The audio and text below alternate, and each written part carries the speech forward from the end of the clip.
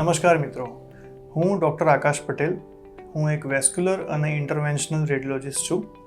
પૂર્વ અમદાવાદમાં આવેલી શેલ્બી મલ્ટી સ્પેશિયાલિટી હોસ્પિટલમાં ખાસ કરીને વેરિકોઝ વેન્સના જે દર્દીઓ છે એના માટે દર મંગળવાર અને શુક્રવારે કન્સલ્ટેશન માટે અવેલેબલ હોઉં છું. આપણે વેરિકોઝ વેન્સ શું છે એના વિશે થોડું જાણી લઈએ.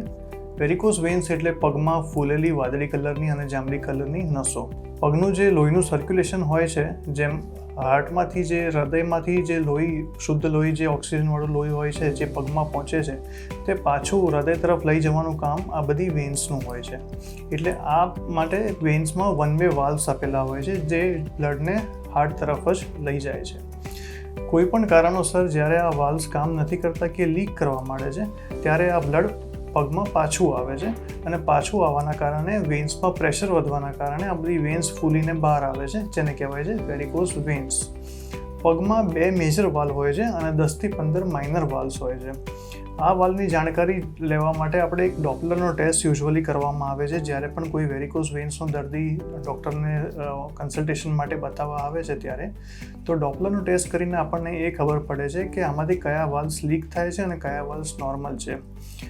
કારણોની વાત કરીએ તો મેઇનલી મહિલાઓમાં છે ને મોસ્ટલી પોસ્ટ પ્રેગ્નન્સી પછી આ ખાસ કરીને જોવા મળે છે, અને પુરુષોમાં મેઇનલી આ વ્યવસાયને રિલેટેડ હોય છે. જ્યારે વ્યવસાયમાં લાંબા સમય સુધી ઊભા રહેવાનું આવે છે અને વધારે લોડ કે હેવી ઓબ્જેક્ટ્સ ઉપાડવાનું હોય છે, એવા બધા વ્યવસાયમાં એ બધા પેશન્ટ્સમાં આ બધું વેરિકોઝ વેન્સનું ઇન્સિડન્સ વધારે જોવામાં મળે છે.